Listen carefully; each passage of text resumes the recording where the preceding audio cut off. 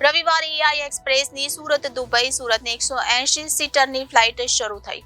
પહેલા દિવસે સુરતથી દુબઈ 171 પેસેન્જર ગયા છે, તો ત્યાંથી 101 પેસેન્જર સુરત આવ્યા. આ ફ્લાઇટથી એઆઈ એક્સપ્રેસની શાહજહાં 186 સીટર ફ્લાઇટને કોઈ પણ અસર થઈ નથી.